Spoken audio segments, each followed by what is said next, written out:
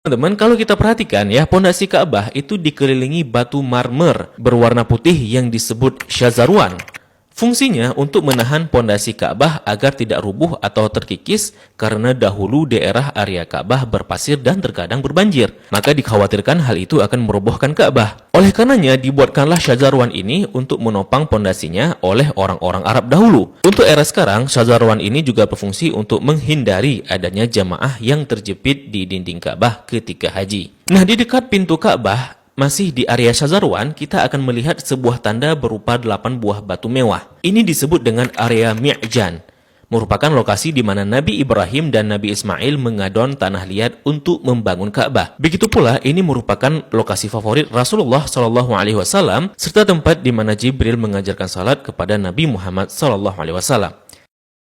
Kain yang menyelimuti Ka'bah ini disebut dengan kiswah. Orang yang pertama kali menyelimuti Ka'bah dengan kiswah merupakan seorang raja dari Himyar yang bernama Tubba Abu Karb. Dahulu, orang-orang Arab menggantung syair-syair terbaik mereka di dinding Ka'bah sebagai bentuk kebanggaan budaya peradaban mereka dalam bidang sastra. Dan tahukah teman-teman, jika warna kiswah tidak selalu hitam, pada awalnya berwarna putih bergaris merah dari Yaman, kemudian menjadi putih, menjadi merah, kuning, hijau, dan yang terakhir hitam hingga sekarang. Tulisan kaligrafinya ditulis dengan benang emas bertuliskan ayat-ayat Al-Quran. Kiswah juga memiliki kain dalaman berwarna putih yang disebut bithana kiswah untuk meresap panas dari dinding Ka'bah. Biasanya kain kiswah diganti pada tanggal 9 Dzulhijjah dan bekasnya dipotong-potong untuk dihadiahkan kepada orang-orang tertentu. Nah, dari pintu Ka'bah, di sebelah kiri pojok Ka'bah tersimpan Hajar Aswad di dalam sebuah cangkang berwarna perak. Pintu Ka'bah sendiri berjarak 2 meter dari lantai. Pada awalnya teman-teman, pintunya sejajar dengan lantai. Namun karena terjadi perampokan isi Ka'bah, kemudian orang-orang Quraisy berinisiatif untuk meninggikannya. Nah, dalam perjalanan sejarahnya, pintu Ka'bah telah berubah-ubah baik bentuk, sendi, maupun bahan bakunya. Pintu yang ada sekarang merupakan hadiah dari Raja Khalid bin Abdul Aziz, Raja Saudi, dan dilapisi emas murni 99 karat seberat 280 kg dengan total biaya 46 miliar. Dan itu dana dari tabungan Raja Khalid sendiri. Nah, pintu ini memiliki kunci dengan desain klasik dan secara turun-temurun sejak dahulu kala dipegang oleh keluarga keturunan Qusay bin Kilab bin Murrah. Dan pintu ini hanya dibuka 2 kali selama setahun, yakni pada awal bulan Sya'ban dan awal bulan Zulhijjah untuk dibersihkan. Dan untuk memasukinya diperlukan tangga portable. Dalam Ka'bah sendiri tidak memiliki lampu, sehingga ketika memasuki Ka'bah maka akan diterangi dengan penerangan dari luar.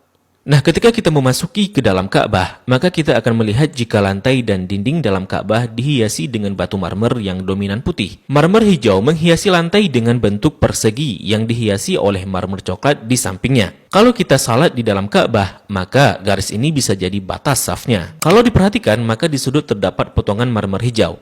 Ini sebagai tanda bahwa Rasulullah SAW melakukan salat di tempat ini saat memasuki Ka'bah. Begitu juga di bagian pojok dan dindingnya dihiasi 1, 2, 3 marmer hijau. Di bagian atas juga terlihat ada beberapa buah saluran udara yang didesain sedemikian rupa. Jika kita mengadah ke langit, maka kita akan melihat jika langit-langit Ka'bah dihiasi dengan kiswah berwarna hijau.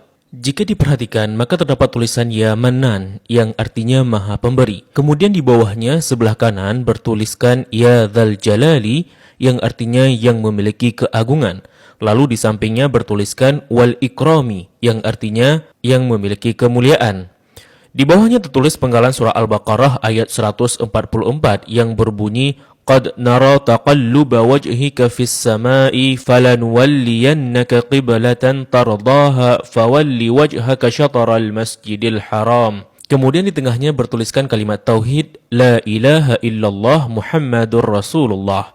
Dilanjutkan di bawahnya bertuliskan surah Ali Imran ayat 96 dengan bunyi Inna awwala baitin wudi'a lin-nasi lalladzi bi Bakkah mubarakan wa hudan lil alamin. Kalimat ini tertulis berulang-ulang hingga memenuhi dinding atas dan langit-langit Ka'bah. Di bagian atas terlihat jika langit-langit Ka'bah ada 3 penyangga yang kemudian ditopang oleh 3 tiang dari kayu dengan diameter 44 cm dengan jarak antara tiang 2 meter sekian. Tiang ini dihiasi dengan 6 hiasan cincin terbuat dari emas. Bagian bawah pondasi tiang berbentuk kotak yang besarnya dapat diduduki oleh orang dewasa. Orang yang pertama kali memasang tiang di dalam Ka'bah adalah Abdullah bin Zubair saat pertama kali memugar Ka'bah selepas wafatnya Rasulullah Sallallahu Alaihi Wasallam. Di bagian atas tergantung harta karun berupa kendi-kendi atau lentera kuno yang terbuat dari emas dan perak, merupakan hadiah dari pemimpin-pemimpin negeri Muslim pada masa lalu. Kalau ditanya, kenapa kendi-kendi ini masih digantung? Ini merupakan tradisi yang sudah ada sejak masa silam. Nah, di bawahnya, tepatnya di antara tiang, terlihat sebuah meja heksagonal berwarna putih dengan atasannya dihiasi marmer hijau. Memiliki kabinet penyimpanan dengan 2 pintu dan 4 engsel. Memiliki 2 pegangan.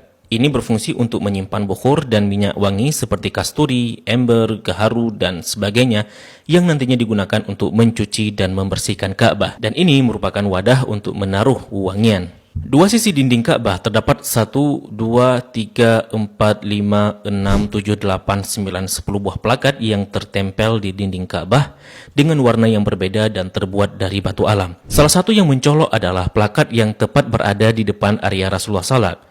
Plakat ini berisi kaligrafi dengan style kufik murabba yang tertulis La ilaha illallah Muhammadar Rasulullah. Selain itu juga ada plakat lain yang berisi maklumat mengenai renovasi Ka'bah oleh Raja Khalid bin Abdul Aziz. Sepertinya plakat lain juga berupa maklumat renovasi Ka'bah oleh pemimpin-pemimpin Muslim sebelumnya.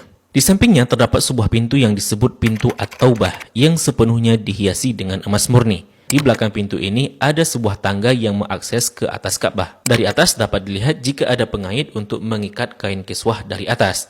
Dan bahkan kita bisa juga salat di atas Ka'bah. Jika Ka'bah tidak diselimuti kiswah, maka penampakannya akan seperti ini. Nah, kiswah Ka'bah akan diganti setahun sekali dan harganya mencapai 50 miliar dengan berat 650 kg. Kiswah juga berfungsi untuk menghindari dinding Ka'bah dari keretakan akibat panas matahari. Nah, inilah gambaran dari Ka'bah dan apa-apa saja yang ada di dalam Ka'bah.